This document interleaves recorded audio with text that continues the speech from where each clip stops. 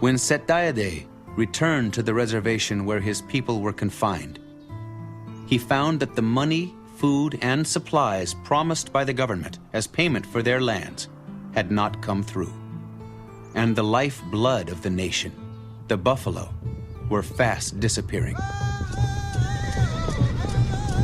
Everything the Kiowas had came from the buffalo. Our teepees were made of buffalo hides. So were our clothes and moccasins. We ate buffalo meat. The buffalo were the life of the Kiowas. The U.S. recognized that without the buffalo, the Plains nations could not survive and would have little choice but to remain on reservations and live off the meager government rations. White buffalo hunters with high-powered Sharps rifles were encouraged in, and the slaughter began.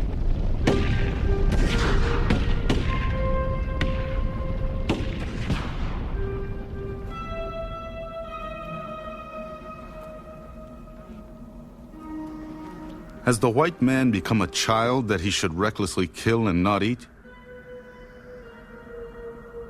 When the Kiowa slay game, they do so that they may live and not starve.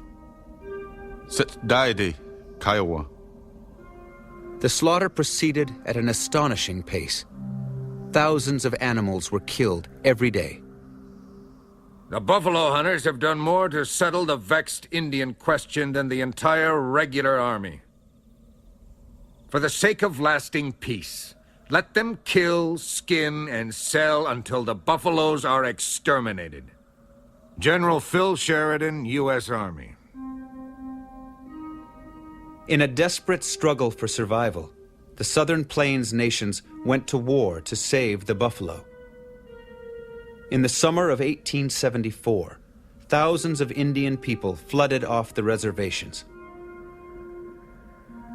And in that moment of freedom, Setdiade and others led an allied Indian force in an attack on a buffalo hunters' camp at Adobe Walls, Texas. But they were no match for the hunters with their powerful buffalo guns. Defeat was followed by massive military expeditions by the United States Army to force the Southern Plains nations back onto reservations. In the fall, Setdiade was forced to surrender and was returned to the penitentiary at Huntsville, Texas. Later, it was reported that he had committed suicide by leaping out of a window.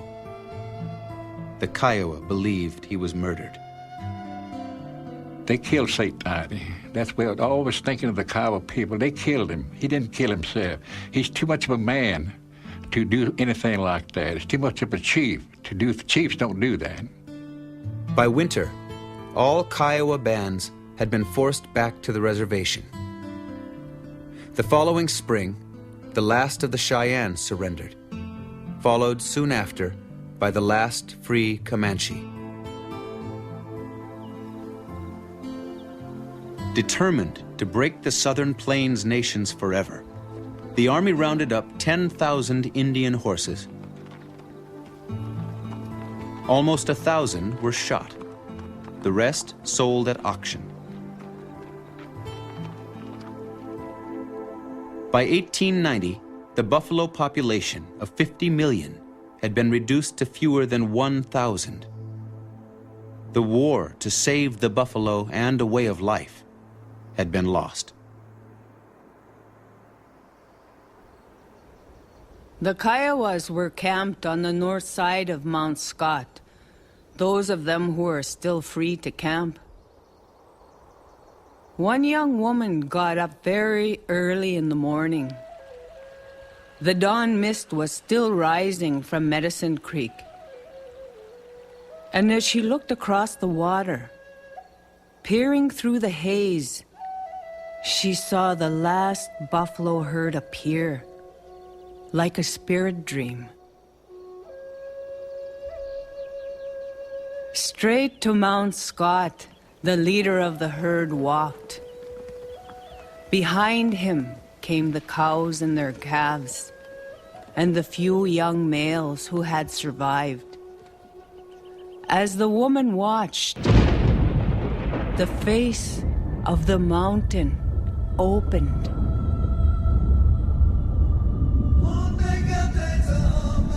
Inside Mount Scott, the world was green and fresh, as it had been when she was a small girl.